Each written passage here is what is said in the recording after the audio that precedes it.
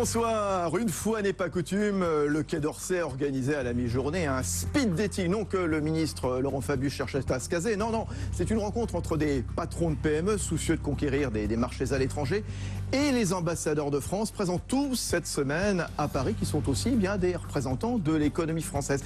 C'est vrai que la France, il y a encore beaucoup à faire pour réduire le déficit du commerce extérieur. Alors est-ce que c'est la bonne méthode? Est-ce que la France sait bien se vendre? Voici les décodeurs de l'écho.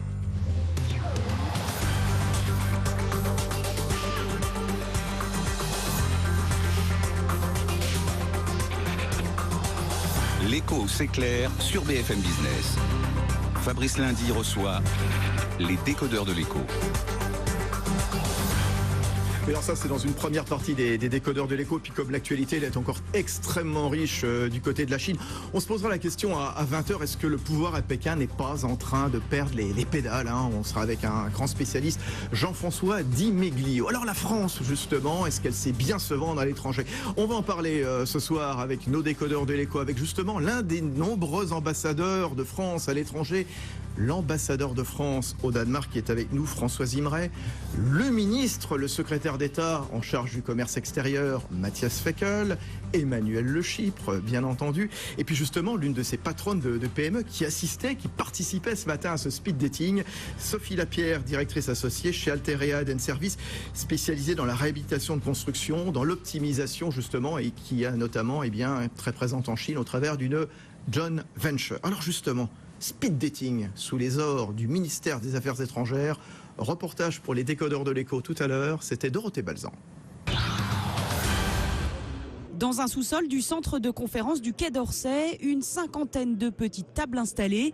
Guillaume Bonnard va vers l'une d'entre elles. Ce dirigeant d'Arelis Thomson Broadcast, qui fabrique des émetteurs TNT, a rendez-vous avec l'ambassadeur de France au Mali.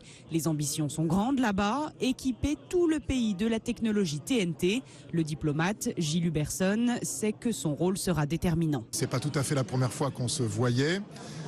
Donc là, c'est pour confirmer d'abord la façon dont on allait procéder et puis pour avancer cette fois-ci un peu dans le détail, voir comment moi je peux l'aider comme ambassadeur, les contacts que je peux lui faciliter et puis aussi la partie que je ferai moi-même pour l'aider, parce que c'est aussi, quand on dit ambassadeur en première ligne, il faut aussi le démontrer, puis il faut aussi un petit peu mouiller sa chemise. En seulement quelques heures, le chef d'entreprise, comme les 250 autres sélectionnés par le ministère des Affaires étrangères, va pouvoir rencontrer une dizaine d'ambassadeurs. Le principe, le speed dating, chaque rendez-vous dure 15 minutes. Pas une de plus, une initiative qui montre le soutien grandissant du Quai d'Orsay aux entreprises comme celle de Guillaume Bonnard. Avant, je dirais c'était un peu peut-être une diplomatie à la Chateaubriand, donc beaucoup de représentation, surtout pour des très grands groupes. En revanche, pour une entreprise comme les nôtres, on était un petit peu le parent pauvre.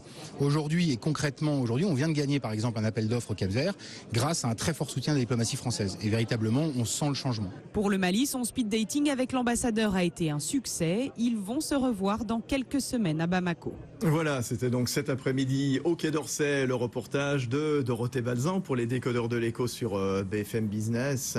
Un ambassadeur, un entrepreneur, Matthias Fekl. Il y a eu beaucoup de demandes justement de la part des chefs d'entreprise. Il n'y a pas d'autres... Ça fait pas un petit peu gadget quand même ? Non, je crois pas. Il y avait plus de 500 entreprises. Il y aura d'autres rendez-vous tout au long de la semaine. Et puis ensuite, parce que le but, c'est justement que les entreprises, en particulier les PME, puissent avoir un accès facile au Quai d'Orsay et à la diplomatie économique. Et vraiment, il y a quelques mois, on a organisé au Quai d'Orsay le premier forum des PME à l'international. J'avais pris cette initiative. Emmanuel Le Chypre s'en souvient, puisqu'il avait travaillé là-dessus. Et j'avais dit à ce moment-là, il faut installer la culture des PME au cœur de l'État. Parce que il faut que les petites et moyennes entreprises qui structurent le territoire, qui créent de l'emploi en France, qui sont présentes partout dans nos régions, puissent avoir l'accès.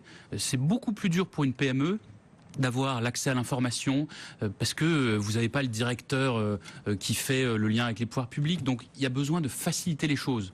Pour mes déplacements, par exemple, on a systématisé une procédure d'inscription pour les PME par Internet pour qu'elles gagnent du temps et qu'elles puissent passer plus de temps sur leur travail et pas à comprendre qui fait quoi, comment. Ça fait partie de la simplification. Donc ça a été un grand succès. L'entrepreneur que vous avez montré l'a cité. Moi, j'en ai rencontré beaucoup tout à l'heure avec Laurent Fabius. On a fait le tour. Ah, vous faisiez aussi le speed dating, vous? On a speed daté avec Madame Lapierre. On a speed daté tout à l'heure, avant de rentrer sur le plateau. Je vais en Chine. Ça, c'est le salon d'accueil de BFM. Je vais en Chine la semaine prochaine. Madame, si elle le souhaite, viendra. Mais vraiment, il faut que ce soit simple, que ce soit efficace, parce que c'est les entreprises, c'est les PME qui créent l'emploi et la richesse. Je vais donner un chiffre, justement, pour bien comprendre l'ordre de grandeur. 70% des exportations sont aux mains seulement de 1% des entreprises seulement. Voilà pour bien comprendre le rapport de force.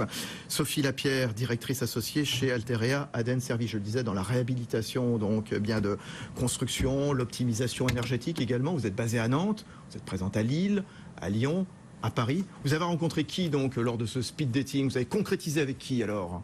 Donc moi j'ai choisi de voir 3 ambassadeurs en Asie en fait, puisque c'est vrai qu'aujourd'hui avec notre partenaire Aden Services, on est présent en Chine, ils sont fortement présents en Chine, mais également dans d'autres pays d'Asie. Alors c'est vrai qu'en Chine, on y est depuis maintenant 2 ans, on commence à connaître le marché, mais on a vraiment besoin d'être mis en relation avec le gouvernement, avec les instances gouvernementales, bien comprendre ce pays qui est effectivement, même si c'est important là-bas d'avoir un partenaire et on a un partenaire solide. Voilà, le gouvernement français nous permet d'avoir d'autres relais.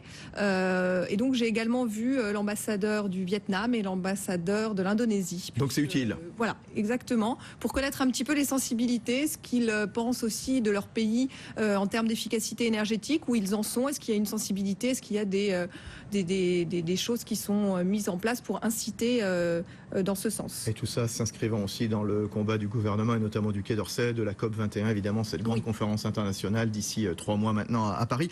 Vous, l'ambassadeur de France au Danemark, François Imray, vous aviez aussi votre petite table cet après-midi au Quai d'Orsay pour ce speed dating. Vous avez auditionné combien de boîtes? Vous avez craqué sur lesquelles? Très différentes, depuis le design, des créations en porcelaine jusqu'à de l'armement.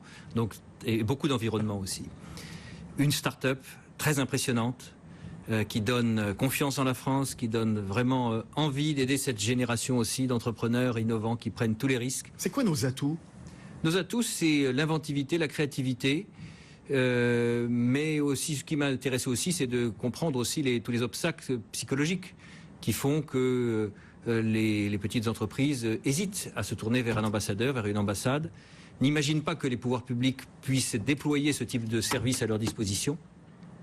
Et c'est ça qui est en train d'être brisé par cette démarche qui est tout à fait innovante et qui pour nous est une révolution aussi. Alors ce qui va justement permettre de briser